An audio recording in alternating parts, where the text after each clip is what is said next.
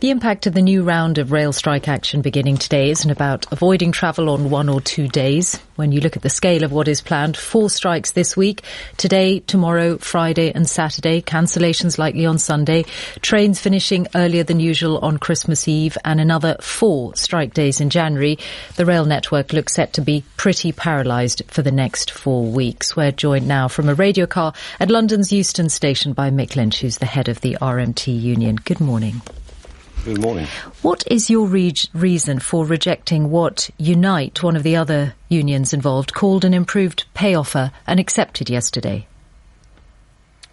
Well, Unite is a minuscule union in Network Rail. They've only got about 100 members. We've got 21,000 people on strike in Network Rail today. So it's an irrelevance, really, whether they've accepted it or not. That's not to have a go at Unite. That's just the way it is. And they're, of course, not affected by the major changes that the company wants to bring in because they work in a different part of the company.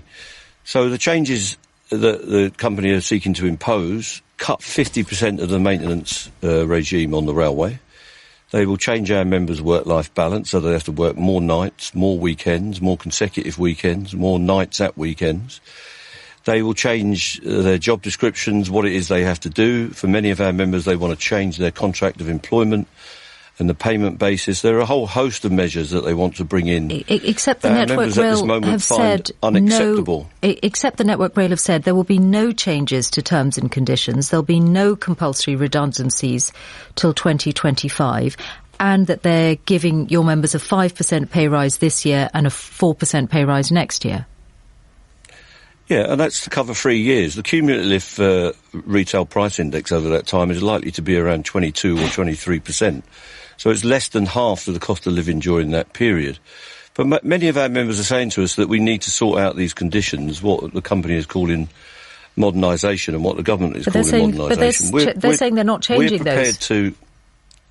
Yeah, if you let me answer, then you might get a more complete picture of what I'm trying to say. We're prepared to work with the company on making some changes that they want to do, but at the moment we haven't got a complete package. And what the company has done is arbitrarily decided to start imposing those from tomorrow. So they've said that the discussions are finished. They've issued us with a compulsory redundancy notice, which is under the legislation. So they're clearly going to make those changes whether we agree to them or not. We've always said that we want an agreement rather than an imposition. If we can get that, if we can work with Andrew Haynes, the chief executive, and his team, we can work up a solution which includes job security, conditions and pay. The government seems to be wanting to push them into a position where they're not allowed to do that. And the same thing is happening with the train operating companies, where they've put some stuff on the table in the last week, driver-only operation, that they know we can never accept. And every negotiator will tell you that you have to understand the other side. We understand their modernising agenda. We understand the financial position of the railway. But they don't understand the principles that we will live by, that we cannot have a degraded railway, we cannot have a less safe railway, and we cannot have these imposed changes to our members' conditions. So if they can pull away from that, then we can look at getting some compromises worked up, and we can put something to our members that they might accept. Okay. But we know for certain at the moment our members will not accept what's being proposed. Although there were a significant number, weren't they, who voted to accept this offer yesterday. It was not the majority, but it does also seem that... Well, it was the majority, Michelle. I mean, I don't know where you got your maths from. No, sorry. Yes, when I went to school, an 83% turnout, and 2/3 of the people rejected it is a clear majority. Yes, you're right. A majority voted to reject this latest offer. I'm saying there was a significant minority that were in favour. There was a significant minority at the last election that voted for Jeremy Corbyn, but he's not the Prime Minister, is he? Let me ask the question. It does seem that the figures between November, when 91% of your members voted in favour of strike action, and the 63% who are rejecting this latest offer yesterday, it seems that support for the strikes among the membership is falling. Do you accept that? Well, that's what the government and Network Rail are telling you, and you're prepared to push that line because they want you to.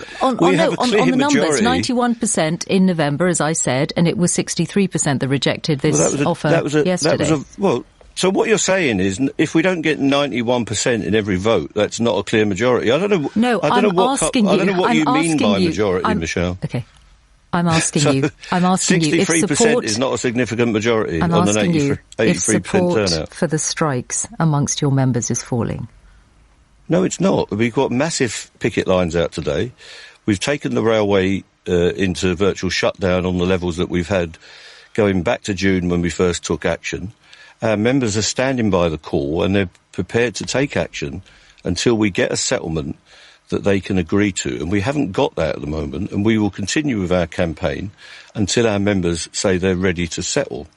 And what the companies need to do is think about putting some stuff on the table that is not dictated by the government. The government needs to facilitate a settlement by saying, let's get real and let's put some stuff to the RMT that we know they can cope with and deal with and that their members are likely to support.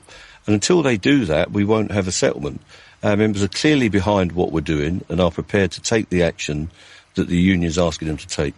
We'll hear from the Transport Secretary in another 20 minutes or so. What's the average amount of pay that's been lost by your members through the strike period? Well, that depends on what shifts they were working, what rate of pay they earn, and how many occasions they have to go out. But our members are making a considerable sacrifice, and it shows their level of commitment that they've got towards the campaign. What I do find annoying, though, Mishal, is that you put these lines that are directly taken from the propaganda from the other side. You never show any admiration for the fight that working people are putting up in this country, for the rebalancing of our society. You never criticise the super rich for what they're doing and what they're doing to nurses, what they're doing for the postal workers.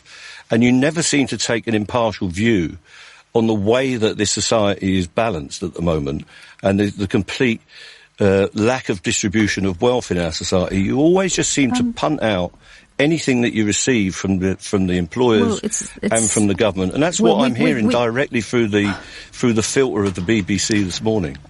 The question was about the average amount of pay lost by your members through strike action, which in the summer was estimated at... Are you concerned about that? So are you going to contribute to our hardship fund then? Is there an amount that in the summer it was estimated as being an average amount of $1,500 per person? Why are you pursuing this line, Mishal? Why are you pursuing this line because you've said your members are making a sacrifice. And yeah, but I read this stuff in The Sun and the Daily Mail. What's wrong with just saying, on average, our members have sacrificed X numbers of thousands of pounds? You've said they're making a sacrifice. What's wrong with putting a number on it? Well, why do you need that number?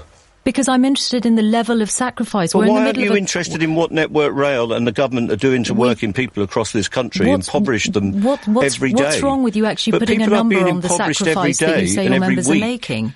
But why does that interest you, Mishal? Because we're in a cost of living crisis, because it's in the run-up to Christmas. Well, why don't they give us a decent pay rise then? Why don't you pursue that? And because you say your members are making a sacrifice. Now, it was estimated at £1,500 on average in the summer. What's the amount now?